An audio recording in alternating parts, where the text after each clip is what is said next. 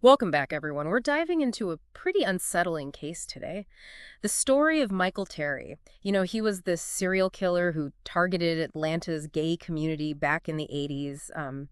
We're going to use excerpts from his Wikipedia article as our guide today. Okay. And we're going to try to put together like a picture of his life, his crimes, and, the investigation that eventually led to him being caught. One of the things that's really interesting about this case is that while Terry confessed to, I think it was 6 murders, Yeah. he always claimed it was self-defense.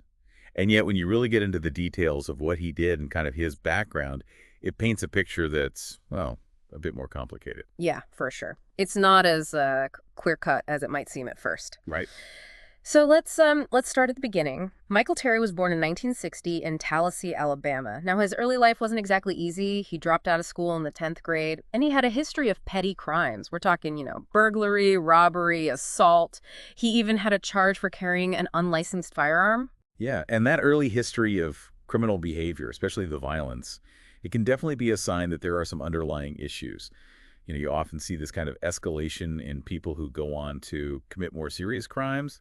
It's like, maybe a missed warning sign, but only in hindsight, of course. It's like a pattern, almost. Yeah, exactly. And these patterns kind of really start to take shape when Terry moved to Atlanta in '83. He was kind of a loner, always carrying a gun, even at home. Had a few different jobs, but then ended up at like a tire recapping shop in Lithonia. And then between December 1985 and October '86, things got really dark. That's when 6 young black men turned up dead in Atlanta. Right. And it's important to note that all of Terry's victims were men he'd met for sex. They frequented areas around Georgia Baptist Hospital and Martin Luther King Jr. Drive. So let's talk about those victims. Let's break down what happened. Terry's first victim was a man named Richard Williams. He was found shot and stabbed to death in some abandoned building. Yeah, and just a week later, a man named Curtis Lee Brown was found murdered in Dean Rusk Park. He was shot twice. And get this, one of the shots was to the back of the head. That right there, it raises some serious questions about self-defense, right? Right. I mean, an execution-style killing like that doesn't really fit the picture of someone just trying to protect themselves. Absolutely. And then, it gets, even more unsettling as we see the pattern continue. In April 1986, they found 2 bodies in the same alleyway. That was Jason B. McCauley and another man only identified as George. Both of them had been stabbed, and it was multiple times in the neck. It's interesting how he shifted from shootings to stabbings. The multiple stab wounds, especially to the neck, it suggests, well, maybe a kind of rage, a desire to really inflict pain. It goes beyond just a robbery gone wrong or a heated argument. It hints at a deeper psychological disturbance. Yeah, and it gets darker. I mean, George Willingham, who was found in September '86, was not only shot 3 times and stabbed twice, he was also mutilated. He was the only victim who was treated, well, so horrifically. Yeah, the mutilation, yeah, adds a whole other layer to this. It's a level of depersonalization, potentially sadism. It really points to something deeply disturbed. It takes these crimes beyond just killing and into a realm that's, well, just far more disturbing. And then there's Terry's final victim, Darrell O. Williams, found in October '86 with a single gunshot wound to the back of the head. You know what's crazy? Even with this whole string of murders, the police, at first, they treated them as unrelated. It took these 2 really sharp detectives, Sheila Cumberworth and Marcellus Head, to start putting the pieces together and see the pattern emerging. That's such a key point, right? I mean, it really highlights how important it is for investigators to be able to connect the dots, to recognize those patterns that might seem like isolated events at first. They were the ones who took the serial killer theory to Lieutenant Horace Walker, who Yeah. was the one who decided to take a second look at everything, re-interview witnesses, and that's when something really important came up. They had several witnesses who described this, kind of stocky black man that they called Mike. This guy was seen with some of the victims before they were killed. And as the investigation continued, they discovered that Mike was none other than Michael Terry. He lived pretty close to where 2 of the victims were found. November 26, 1986, Terry was arrested right at his job. That arrest was huge, but the story keeps going. We still have to dive into the legal stuff, the trial, and those claims of self-defense. But you know what? Let's maybe take a breath here. Yeah, good idea. And we'll pick up the story in the next part of our deep dive. Sounds good. Okay, so We've got Terry in custody, but he's saying it was all self-defense. How do investigators even begin to untangle a case like this, Yeah. where you've got a confession, but the suspect insists he was just, protecting himself? It's tricky, right? I mean, you've got the Yeah. confession, that's huge. Yeah. But then you have to look at, well, the physical evidence at the crime scenes, the patterns of the killings, what do witnesses say? And then, you've got the whole context, too. It's kind of like trying to solve a puzzle, but some of the pieces are, well, they might be designed to mislead you. And in this case, those misleading pieces, those were Terry's claims of self-defense. Right. He said all six murders happened because of arguments over payment for sex. Yeah, which, I mean, on the surface, it could seem believable, especially given the circumstances of how he met these men. But that's exactly why you have to dig deeper. I mean, the brutality we see here, the escalation of the violence, switching from guns to knives, and then, of course, there's the mutilation of George Willingham. That all points to something more than just self-defense. Right. It feels like there's something more going on psychologically that's driving him, not just reacting to some threat in the moment. Exactly. And that's what the prosecution had to show. They had to convince the jury that, no, this was planned out, this was premeditated, that this wasn't just about protecting himself. Which leads us to the trial, and wouldn't you know it, there's another twist. Terry, who confessed initially, he ends up recanting that confession. He said the police coerced him. Yeah, that's not uncommon, as a defense strategy, especially in these big cases. The goal is to just introduce a bit of doubt, make the jury wonder if the confession is really legit. And sometimes it's hard to prove or disprove coercion, so it kind of turns into this battle of who's more believable. So with the confession now kind of up in the air and all these different versions of the events, what did the prosecution do? How did they convince the jury that he was guilty? Well, they really focused on the physical evidence. They pointed out inconsistencies in what Terry was saying. And, they kept bringing it back to the patterns in the crimes themselves. Yeah. You can't ignore that there were 6 victims, all killed within a fairly short time frame. The circumstances were similar each time. It's tough to explain that away as just random acts of self-defense. And the jury agreed. They found Terry guilty of 2 of the murders, Richard Williams and Curtis Lee Brown. He got 2 life sentences back to back for each one. Yeah, that was a big win for the prosecution. But they weren't finished, not by a long shot. They wanted to hold him accountable for all 6. And so they kept going. Right. That led to another trial in 1988. This time it was for the murder of George Willingham, the one who'd been mutilated. Things got even more intense this time because they were going for the death penalty. Yeah, when you bring the death penalty into it, everything changes. The stakes are so much higher. It adds this whole other level of scrutiny to the legal process. Prosecutors don't take that decision lightly. In this case, it shows just how serious they were about getting justice. His defense team fought hard against the death penalty, but ultimately the jury came back with another guilty verdict. Terry got a 3rd life sentence, so he dodged the death penalty. But with 3 life sentences hanging over his head, it was pretty much guaranteed he'd spend the rest of his life in prison. At that point, facing all those life sentences and who knows how many more trials, he decided to, cut a deal. He ended up pleading guilty to the rest of the murders. That got him 3 more life sentences, but at least he didn't have to go through any more trials. So, in the end, Michael Terry was serving 6 life sentences, one after another, for the deaths of those 6 men. As of 2021, he's still incarcerated. But even with the convictions, there are still some big questions hanging over this case, right? I mean, the legal system did its job, but there are these unanswered questions about why he did this, what was going on in his head, what drove him to these horrific acts. That's the thing, right?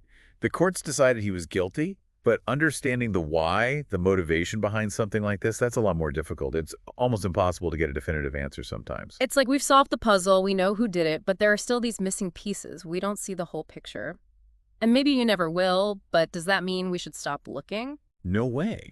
That's the whole point of criminal psychology and forensic science. We're always trying to figure out what makes people do these things, not to excuse it, but to learn from it. Maybe then we can prevent it from happening again. Okay, so as we wrap up this part of our deep dive, let's shift gears a bit. Let's dig into those unanswered questions, the ones that, keep us up at night, the ones that make us think about human nature, about what justice even means. I think that's where the most important lessons are.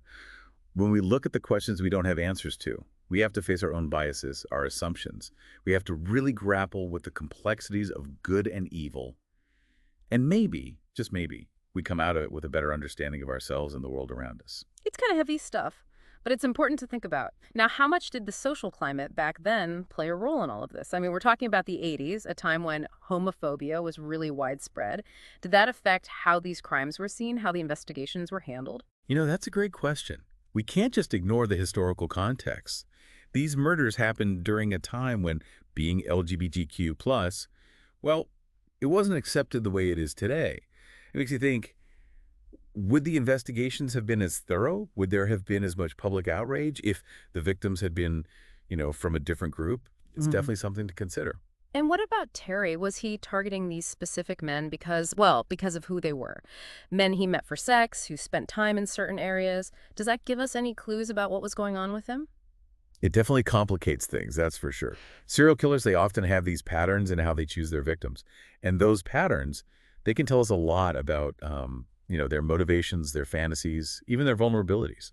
Maybe Carey was drawn to people he saw as, I don't know, vulnerable people he thought wouldn't report him or whose deaths wouldn't cause much of a stir. That makes me think about the way some of the victims were described as street hustlers.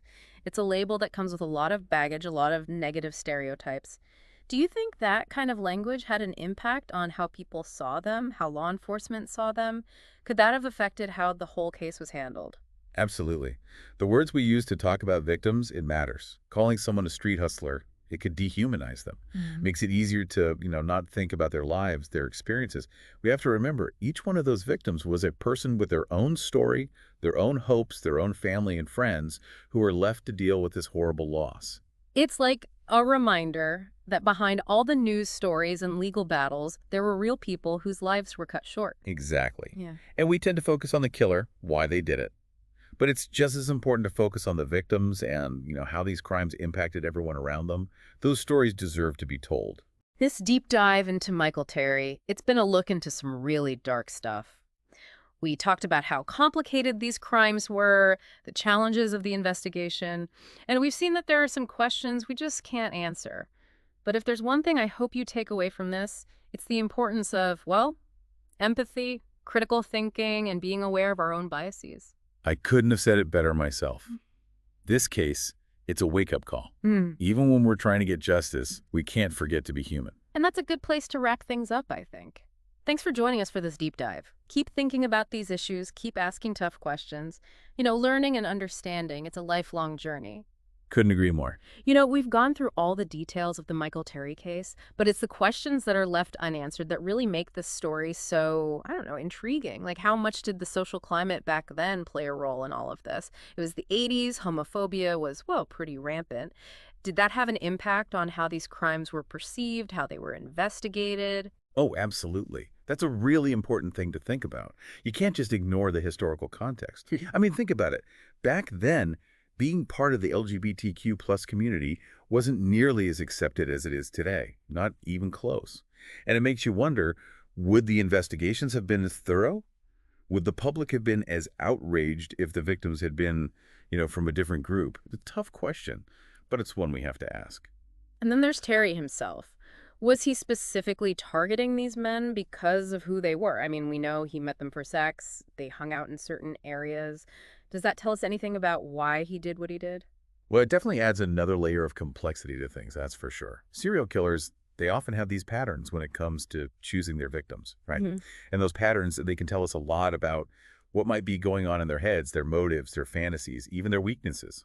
It's possible that Terry was drawn to people he saw as, well, vulnerable, people he thought might not report him or whose deaths might not get as much attention. That makes me think about the term that was used to describe some of the victims, street hustlers. It's a loaded term, right? It carries a lot of negative baggage, stereotypes. Do you think that kind of language might have influenced how people saw them, how law enforcement saw them, and ultimately, could that have had an effect on how the whole case was handled? Oh, without a doubt. The language we use to describe victims, it really matters. Terms like street hustler, they dehumanize people, make it easier to dismiss their lives, their experiences. We can't forget that each of those victims, they were real people with their own stories, their own hopes and dreams. And they had families, friends, loved ones who were left to grieve, to try to make sense of this terrible loss. It's a powerful reminder that behind all the news stories, the court cases, the legal battles, there were real people whose lives were cut tragically short. Exactly. And, we tend to focus so much on the killer, on trying to figure out what makes someone do something so horrific. But it's equally important to remember the victims, to think about the ripple effects of these crimes, how they impacted the people they left behind, their communities. Their stories matter. They deserve to be heard. Yeah, it's heavy stuff, for sure. This whole deep dive into Michael Terry, it's been a journey into some pretty dark territory. We've talked about the crimes, how complicated they were, the challenges the investigators faced, and we've seen that there are some questions that we just might never have answers to. But I really hope, that what you take away from this is how important it is to be empathetic, to think critically, and to always, always be aware of our own biases. Couldn't agree more. It's a powerful reminder that even when we're searching for justice, we have to hold on to our humanity. We can't lose sight of that. And on that note, I think it's a good place to wrap things up. Thanks for joining us on this deep dive. Keep exploring these issues. Keep asking those tough questions. Keep searching for answers. Because, learning, understanding, it's a lifelong journey. Absolutely. And it's a journey we all need to be on.